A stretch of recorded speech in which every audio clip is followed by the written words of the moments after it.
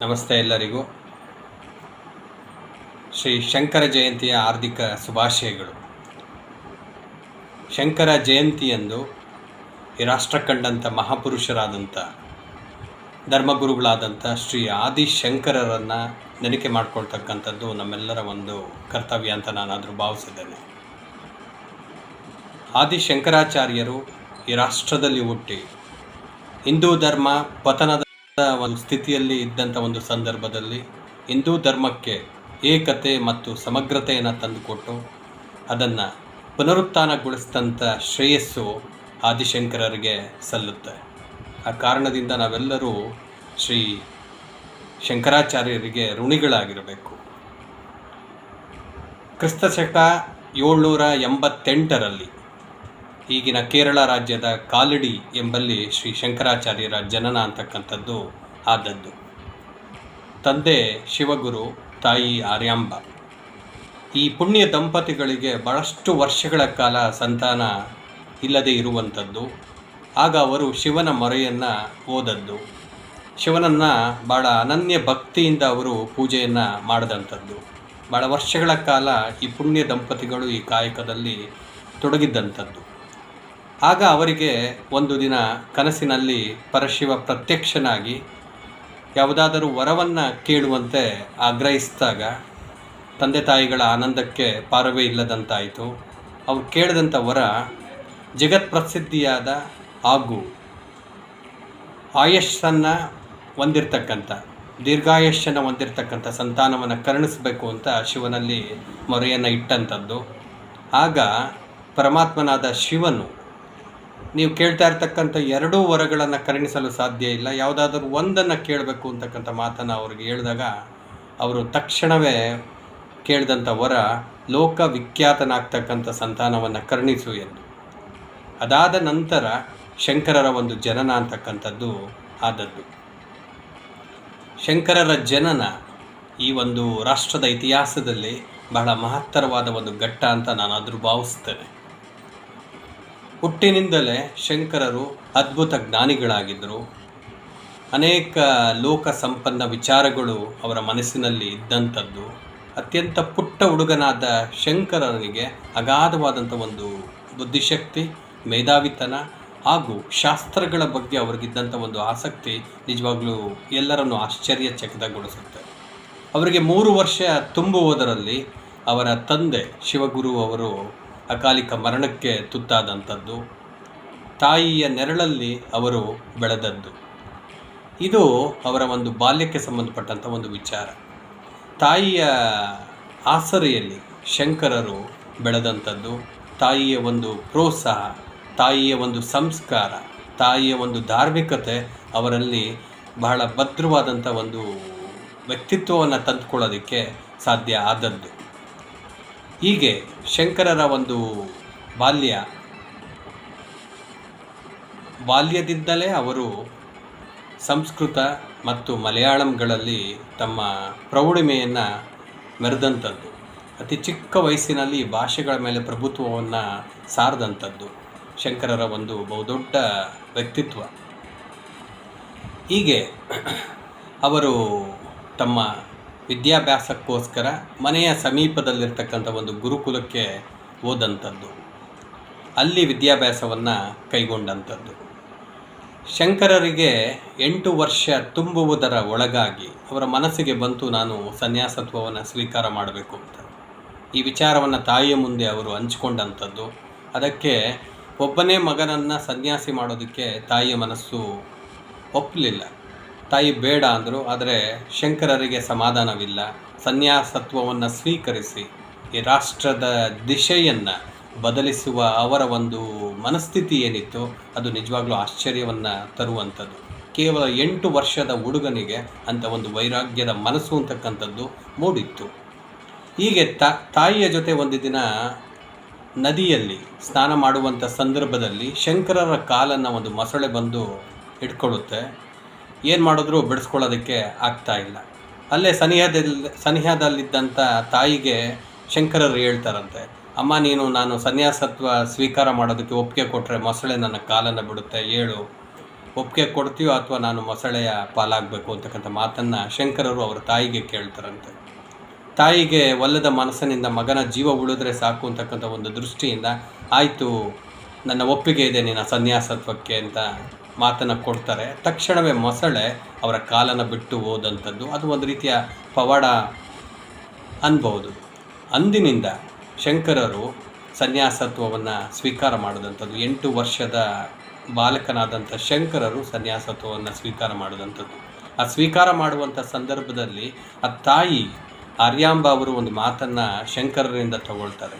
ಅದೇನಪ್ಪ ಅಂತಂದರೆ, ನೀನು ಸನ್ಯಾಸತ್ವ ಸ್ವೀಕರಿಸಿ ದೇಶದ ಯಾವುದೇ ಮೂಲೆಯಲ್ಲಿದ್ದರೂ ಸಹಿತ ನನ್ನ ಅಂತಿಮ ದಿನಗಳಲ್ಲಿ ಬಂದು ನನ್ನ ಎಲ್ಲ ಒಂದು ವಿಧಿವಿಧಾನಗಳನ್ನು ನೀನು ನಡೆಸ್ಕೊಡ್ಬೇಕು ಅಂತಕ್ಕಂಥ ಮಾತನ್ನು ಶಂಕರರಿಂದ ತಗೊಳ್ತಾರೆ. ಆ ಪ್ರಮಾಣಕ್ಕನುಸಾರವಾಗಿ ಶಂಕರರು ಕೊನೆಗೆ ತಾವು ಹಿಮಾಲಯದ ಯಾವುದೋ ಒಂದು ತಪ್ಪಲಿನಲ್ಲಿ ಇದ್ದಂಥ ಒಂದು ಸಂದರ್ಭದಲ್ಲಿ ತಾಯಿಗೆ ಈ ಥರ ಅನಾರೋಗ್ಯ ಆಗಿ ಹಾಸಿಗೆ ಹಿಡಿದಿದೆ ಅಂತಕ್ಕಂಥ ಮಾತು ಕೇಳಿಬರುತ್ತೆ.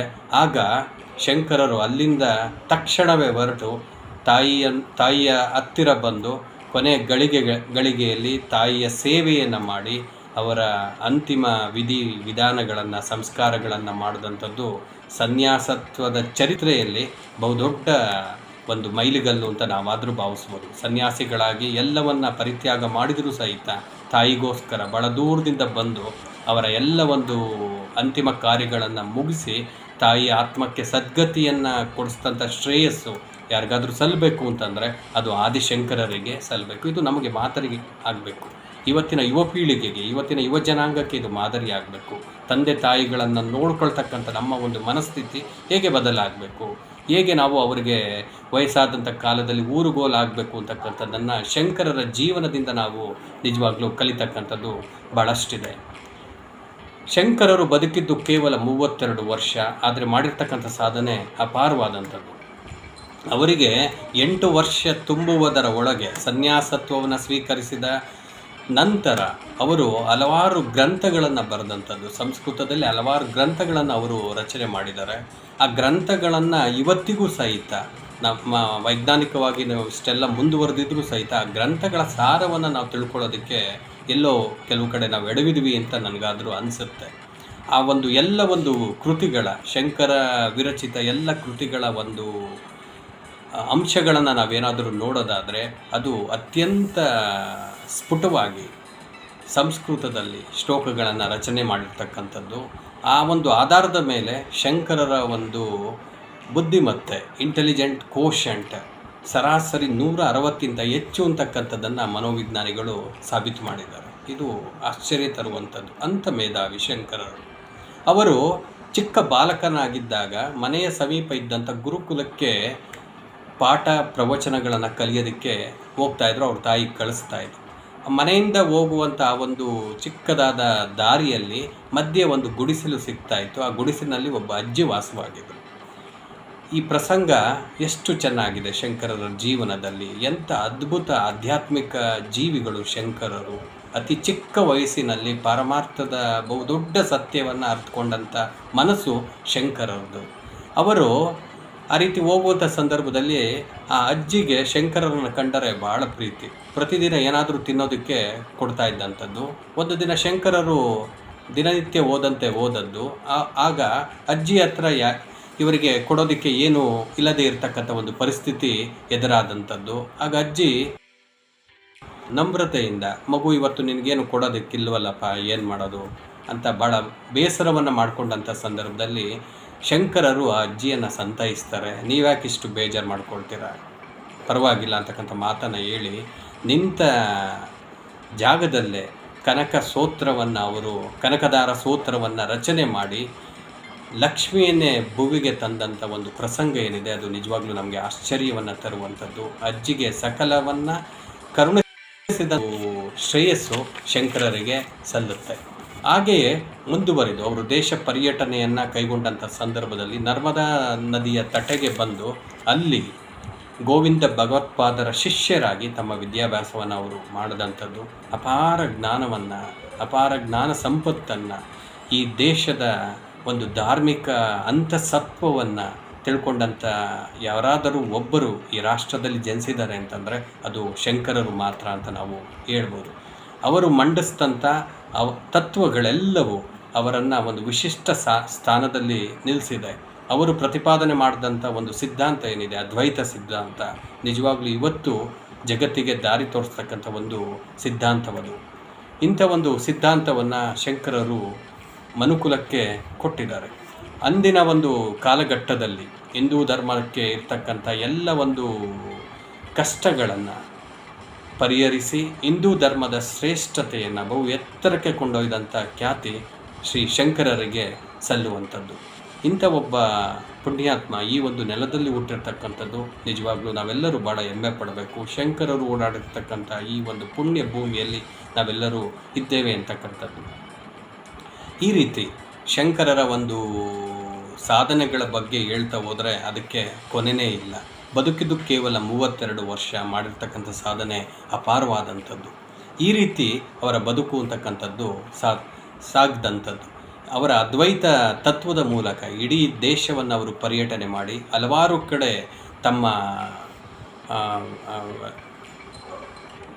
ತಮ್ಮ ವಿಚಾರಧಾರೆಗಳನ್ನು ಎಲ್ಲರೊಂದಿಗೆ ಹಂಚಿಕೊಂಡು ಅದಕ್ಕೆ ವಿರೋಧ ಬಂದಂಥ ಸಂದರ್ಭದಲ್ಲಿ ಅವೆಲ್ಲವನ್ನು ಎದುರಿಸಿ ದಿಗ್ವಿಜಯವನ್ನು ಸಾಧಿಸಿದಂಥದ್ದು ಶಂಕರರ ಒಂದು ಹಿರಿಮೆ. ಆ ಕಾಲಕ್ಕೆ ಬಹುಮುಖ್ಯವಾಗಿ ಆ ಒಂದು ಕಾಲಘಟ್ಟದಲ್ಲಿ ಬಹುಮುಖ್ಯವಾಗಿ ಇದ್ದಂಥ ವಿದ್ವಾಂಸರಾದ ಕುಮಾರಿಲ್ಲ ಭಟ್ಟ ಮತ್ತು ಮಂಡನ ಮಿಶ್ರ ಇವರನ್ನು ವಾದಗಳಲ್ಲಿ ಸೋಲಿಸಿ ಶಂಕರರು ಬಹು ಅತ್ಯುನ್ನತ ಸ್ಥಾನವನ್ನು ಅವರು ಅಲಂಕರಿಸಿದಂಥದ್ದು, ಸರ್ವಜ್ಞ ಪೀಠವನ್ನು ಅವರು ಅಲಂಕರಿಸಿದಂಥದ್ದು. ತಮ್ಮ ಧರ್ಮ ಪ್ರಸಾರಕ್ಕಾಗಿ ರಾಷ್ಟ್ರದ 4 ಕಡೆ ಅವರು ತಮ್ಮ ಪೀಠಗಳನ್ನು ಅವರು ಸ್ಥಾಪನೆ ಮಾಡಿದಂಥದ್ದು. ದ್ವಾರಕೆಯಲ್ಲಿ, ಬದರಿನಾಥದಲ್ಲಿ, ಪುರಿಯಲ್ಲಿ, ಒರಿಸ್ಸಾದ ಪುರಿಯಲ್ಲಿ ಹಾಗೂ ಕರ್ನಾಟಕದ ಶೃಂಗೇರಿಯಲ್ಲಿ 4 ಮಠಗಳನ್ನು ಸ್ಥಾಪನೆ ಮಾಡೋದ್ರ ಮೂಲಕ ತಮ್ಮ ಧರ್ಮ ಜಾಗೃತಿಯನ್ನು ಅವರು ತ್ವರಿತಗೊಳಿಸಿದಂಥದ್ದು. ಕೊನೆಗೆ ತಮ್ಮ ಕೊನೆಗಾಲದಲ್ಲಿ ಬದರಿಯಲ್ಲಿ ಅವರು ಮುಕ್ತಿಯನ್ನು ಪಡೆದಂಥದ್ದು. ಇದು ಶಂಕರರ ಒಂದು ಸಂಕ್ಷಿಪ್ತ ಜೀವನ ಪರಿಚಯ. ಅವರ ಒಂದು ವ್ಯಕ್ತಿತ್ವ, ಅವರ ಒಂದು ತತ್ವಾದರ್ಶಗಳು ನಿಜವಾಗ್ಲೂ ಇವತ್ತಿಗೂ ನಮ್ಮನ್ನು ಕೈ ಹಿಡಿದು ನಡೆಸ್ತಾ ಇರ್ತಕ್ಕಂಥ ಬೆಳಕು ಅಂತಂದರೆ ತಪ್ಪಲ್ಲ. ಆದಿ ಶಂಕರ ಭಗವತ್ಪಾದರು ಈ ರಾಷ್ಟ್ರವನ್ನು ಸಾಂಸ್ಕೃತಿಕವಾಗಿ, ಧಾರ್ಮಿಕವಾಗಿ, ಆಧ್ಯಾತ್ಮಿಕವಾಗಿ ಸದೃಢಗೊಳ್ಳುವಂತೆ ಮಾಡಿದಂಥ ಒಂದು ವ್ಯಕ್ತಿಗಳು. ಅಂಥ ರಾಷ್ಟ್ರಪುರುಷರ ಜನ್ಮ ಜಯಂತಿಯಂದು ನಾವೆಲ್ಲರೂ ಅವರನ್ನು ನೆನಪು ಮಾಡ್ಕೊಳ್ತಕ್ಕಂಥದ್ದು ಅವಶ್ಯ ಅಂತ ನಾನಾದರೂ ಭಾವಿಸಿದ್ದೇನೆ. ಈ ಒಂದು ಶುಭ ಸಂದರ್ಭದಲ್ಲಿ ಎಲ್ಲರಿಗೂ ಮತ್ತೊಮ್ಮೆ ಶಂಕರ ಜಯಂತಿಯ ಹಾರ್ದಿಕ ಶುಭಾಶಯಗಳು. ನಮಸ್ತೆ.